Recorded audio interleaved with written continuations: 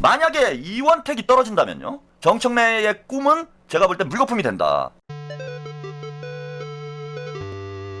정청래 연임의 꿈에 똥물을 뿌리는 1번 지역구가 제가 볼 때는 전북이 될 가능성이 지금 대단히 높아요. 그래서 제가 전북을 지금 예의주시하고 있습니다. 물론 안호영 후보가 억울하게 공천 탈락을 한 이런 문제 때문에 제가 이제 전북 지사 선거에 관심을 이제 많이 갖고 있는 것도 있지만은, 만약에 전북에서 이제는 뭐 이원택은 완전히 찍혔어요.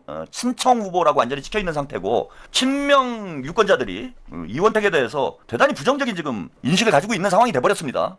그리고 누가 봐도 이제 부당한 방식으로 공천을 받았기 때문에 정당성이 없어요, 이원택 후보가. 그래서 이원택에 대해서 민주당 당원들과 유권자들, 그다음에 전북 지역 우리 유권자들까지 지금 상당히 불만이 많은 상황인데, 이원택 후보가 질 가능성이 높아요. 지금 분위기는 뭐 전북에서는 누가 당선이 되건 결국은 민주당 후보가 당선이 되는 거잖아. 예컨대 이제 지금은 김관영 후보가 무소속으로 이제 출마할 가능성이 높은 상황이죠. 만약 김관영이 당선이 된다고 해도 당선돼서 본인에 대한 의혹을 다 해소하면 언제든지 당으로 돌아올 수 있는 거예요. 전북 도민들과 민주당 지지자들이 전략적 판단할 수 있다. 그 전략적 판단이라는 건 뭐냐면은, 누가 전북지사가 되는 게 정청래에게 데미지가 클 것인가. 만약에 이원택이 떨어진다면요, 이거는 진짜 당대표 경선에 완전히 똥물 뿌리는 상황이 되는 거예요. 정청래의 꿈은 제가 볼 때 물거품이 된다. 근데 지금 김관영 후보가 거의 출마를 확정한 것 같아요. 현금 제공 의혹으로 민주당에서 제명된 김관영 전북도지사가 이번 지방선거에서 사실상 무소속 출마를 결심한 것으로 보입니다. 특검이 기소하면 정계에서 은퇴하겠다고 배수진을 치며 정치적 승부수를 던졌습니다. 최대 관심사인 무소속 출마 여부에 대해 공식 입장 발표를 예고한 가운데 사실상 출마 결심을 굳힌 것으로 알려졌습니다. 우리 도민들의 정청래 대표의 횡포와 도민 무시에 대한 분노는 분명히 존재하고 있는 것이고, 이제 더 이상 미룰 수는 없다. 이런 가운데 김 지사의 지지자들은 기자회견을 열고 김 지사 출마를 촉구하고 나섰습니다. 민주당 내 특정 정치 세력이 전북의 민주주의를 짓밟고 있다며 범도민 후보로서 출마를 촉구했습니다. 거의 출마를 결심한 것 같죠. 그리고 뭐 지역에서는 뭐 지지자들이 시민 후보로, 도민 후보로 김관영의 출마를 촉구하는 뭐 이런 이제 기자회견까지 진행되는 모습을 보였어요. 이게 이제 우리가 다른 지역에서 보는 것보다 지역에 사시는 분들의 느끼는 그 감정이 훨씬 클 수밖에 없어요. 그죠? 억울한 거죠. 뭐 제일 억울한 거는 이제 안호영 의원이 되겠지만은, 안호영 의원은 이제 경선에 참여를 했기 때문에 지금 출마를 할 수가 없는 상황이고, 사실 안호영 후보가 이제 무소속으로 출마를 하는 게 제일 좋은 그림인데, 그 이인재 법 때문에 안호영 후보는 경선 참여를 했기 때문에 출마를 할 수가 없어요. 그리고 김관영 후보는 어쨌건 본인이 그 결백을 주장하고 있는 그런 상황이니까, 그러면은 도민들의 평가를 받으면 됩니다. 심판을 받으면 돼요. 사실은 김관영 후보 그 뭐 이른바 대리비 의혹만 없었으면은 김관영 후보가 전북지사 후보가 될 가능성이 높았어요.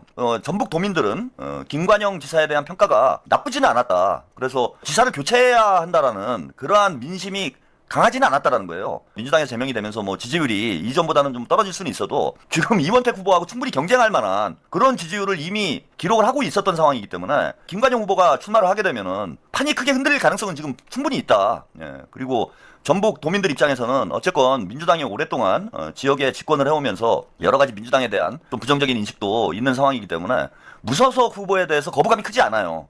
다른 지역하고 호남 지역이 좀 차이가 있습니다. 다른 지역에서는 이제 무소속 출마해가지고 당선되는 경우가 많지는 않은데, 호남 지역에서는 지방선거 때 무소속으로 공천 탈락을 한 이후에 무소속으로 출마를 해가지고 당선되는 기초단체장들이 꽤 많아요. 일단 김관영 후보가 경쟁력이 있는 상황이다. 여기다 플러스 알파 정청래 심판론이 지금 있는 거예요. 전북 도민들뿐만 아니라 민주당 당원들도 지금 정청래가 이번에 호남 지역에서 개판 공천을 했다. 이른바 뭐 공천 재난 지역이다. 뭐 이런 얘기까지 나왔잖아요. 그래서 호남 유권자들은 이 정청래의 전횡에 대해서, 정청래의 독주에 대해서 상당히 불만이 많고, 또 친명 당원들과 유권자들 같은 경우에는 다음 당대표 선거하고 이번 지방선거가 연결이 될 수 있기 때문에 정청래에게 뭔가 좀 불리한 결과가 나오기를 은근히 바라는 게 있어. 근데 이제 지방선거 결과가 나쁘게 나오면 안 되죠. 그렇다고 빈대 잡자고 초가상간 태울 수는 없잖아요. 그런데 전북은 얘기가 다르잖아. 그죠? 전북은 우리가 정치적 부담이 없어. 이원택이 떨어진다고 그래서 이재명 대통령님한테 데미지가 가겠습니까? 안 가죠? 안 가잖아요. 대통령님하고 아무 상관이 없는 문제잖아. 그리고 김관영이 당선이 됐다고 해갖고 민주당한테 데미지가 가요?